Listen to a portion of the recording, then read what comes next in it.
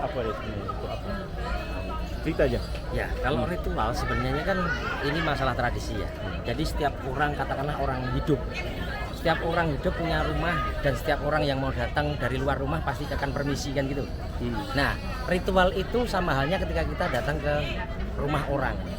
Kita permisi, kita uluk salam. Kalau orang Islam assalamualaikum kan gitu. Kalau orang awam permisi kan gitu. Nah, ritual itu di khususnya seperti itu. Dan dunia itu nanti akan membuka dunia di alam lain itu. Kemudian energi-energi yang memang sudah terbiasa berkumpul dengan kita, mereka akan datang keluar rumah itu. Kayak gitu. Yang notabene itu adalah para leluhur, dalam artian kalau kita bilang leluhur sing mancing wonten ing pusaka punika kan gitu. Jadi zat atau energi yang bersemayam dalam sebuah pusaka, entah itu gamelan, entah itu keris dan lain-lain. Boleh kenalkan diri Bapak dan nama kumpulannya nih? Oh, nama saya Andri, saya dipanggil Andri. Untuk kumpulan ini namanya Seni Tari Kuda Sakti. Oh, Kuda Sakti. Ya, Berapa lama sudah kumpulan? dari tahun 1979. 79? Ya, saya 45 generasi kelima. Generasi kelima. Iya, generasi kelima untuk dipercaya mengurusi kumpulan ini, organisasi. Berapa ahli kumpulannya? Kalau yang tertulis dalam data itu sekitar 140-an. Cuman yang aktif mungkin sekitar 90 sampai 100. Lama juga. Iya. Jadi aktivitinya dilakukan bagaimana? Setiap bulan, setiap minggu, atau ada acara tertentu? Setiap bulan kita ada semacam musyawarah, semacam Berjumpa. temu ngobrol untuk ya tujuannya untuk tetap mengikat ini kan hubungan. Ya, hubungan. Ya, silaturahim betul. Sebenarnya silaturahmi.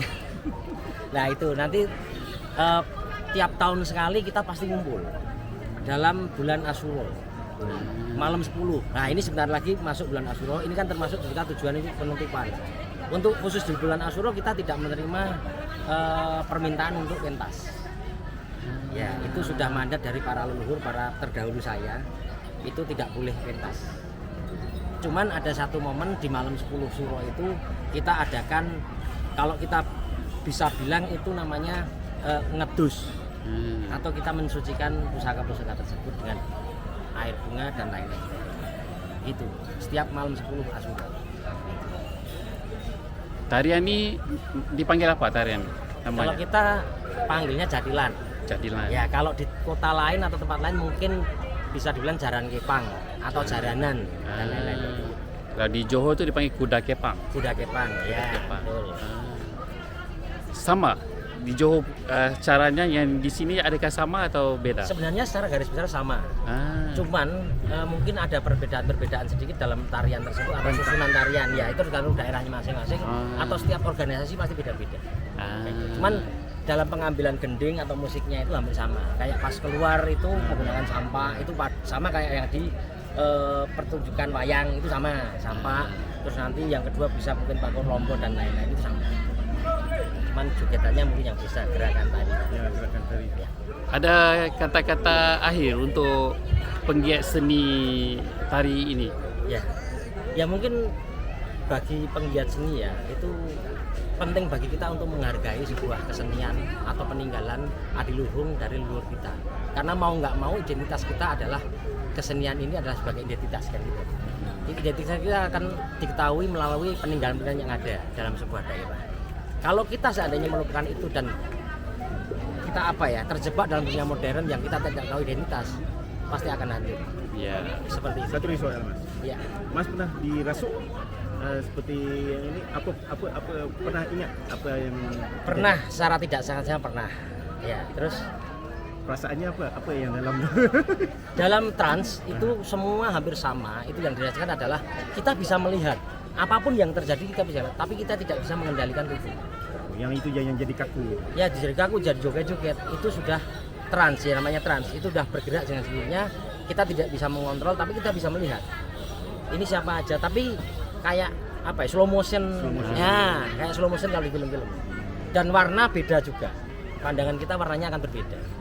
Itu yang saya rasakan pernah seperti itu. Dan hampir sama keterangan teman-teman yang trans itu sama. Kayak gitu. Luar biasa pengalaman ini. Ya, itu mungkin tidak semua orang bisa juga. Karena mungkin Bapak mungkin ini tidak Lain. belum tentu bisa. Trans itu belum tentu. Setiap orang punya katakanlah wadah sendiri-sendiri. Ada yang bisa dibuka, ada yang enggak. Ada yang kuat, ada yang enggak. Seperti itulah. Kalau di Malaysia dipanggil neck chef. Next ya. Neck chef dia Itu di luar trans kan? mana dia iya, di trans. luar kotaknya dia jadi tak ingat apa-apa. Ya. Langsung ada roh yang masuk. Memang. Dia bercakap pun tidak tahu siapa yang Betul, cakap. betul. Dan setelah sadar pun dia merasa kayak seperti mimpi. Ini penat. Ya. Iya. Iya. Tapi tak boleh kontrol. Iya. Iya, iya. Dia jadi wataknya slow mo. Ya, Dia kaku. penglihatannya slow mo, kita nggak bisa ngontrol. Gerakan-gerakan kita nggak bisa ngontrol. Kayak gitu. Terima kasih ya, Pak. Siap.